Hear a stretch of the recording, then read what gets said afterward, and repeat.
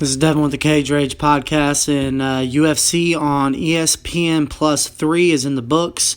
Thiago Santos knocks out Jan Blachowicz in the main event with a left hook as he was coming in, moving backwards, which was very impressive, and then proceeds to hammer fist him from side control until the referee stops the fight, which I find fitting considering the massive sledgehammer tattoo that's on Thiago Santos' chest.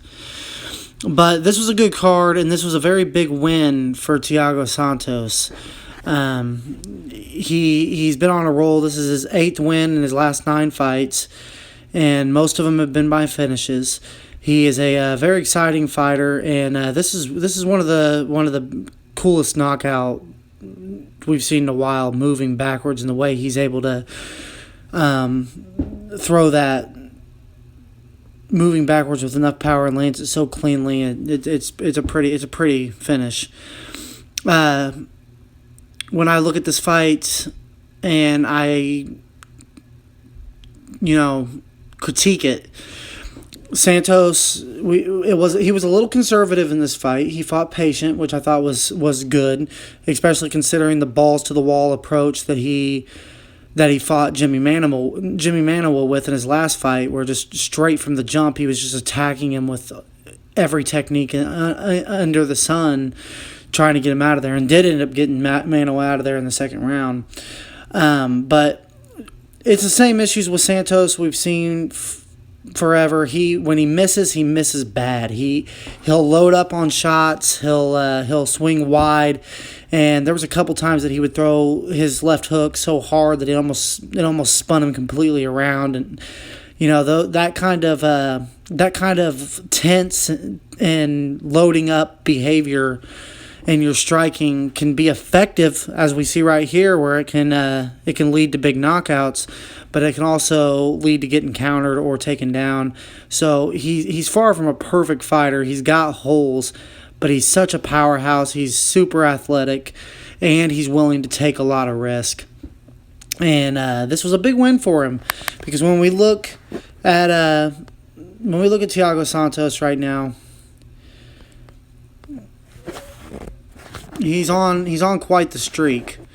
He's won 8 of his last 9 fights. He's on a 4-fight win streak. He's undefeated at light heavyweight now. And when we look at these rankings at light heavyweight, we have Jon Jones up there at the top. We have Daniel Cormier, who's number 1 as the number 1 contender, but he's the heavyweight champion now. He's not going back down to light heavyweight. He maybe has 1, maybe 2 more fights on in his career left. He's made it very clear he wants to retire this year. It could be a 3rd fight with Jones. It could be Brock Lesnar. It could be a Stipe rematch. It could be Francis Ngannou, but it's not going to be at light heavyweight.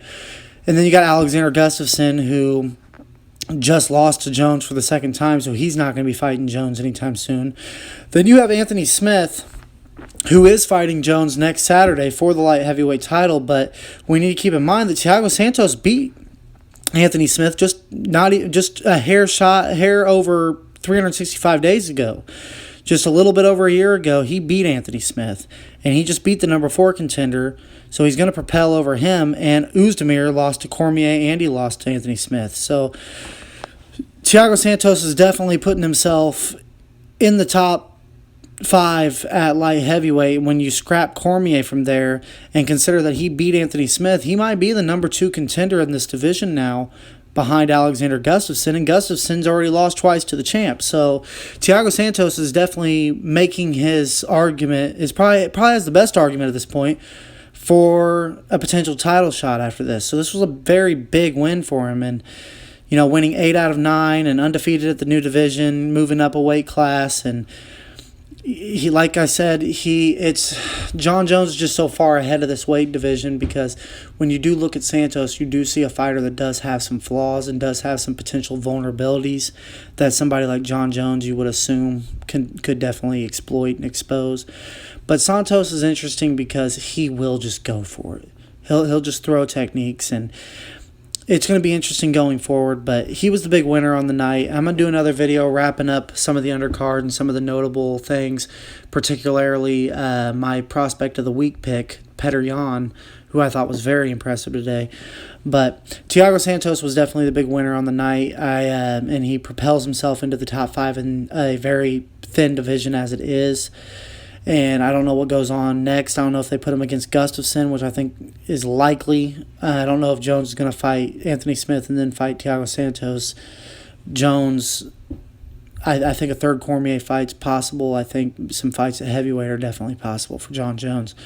But I don't know. We'll see. Thiago Santos is making his case, and this was an impressive finish over Blachowicz.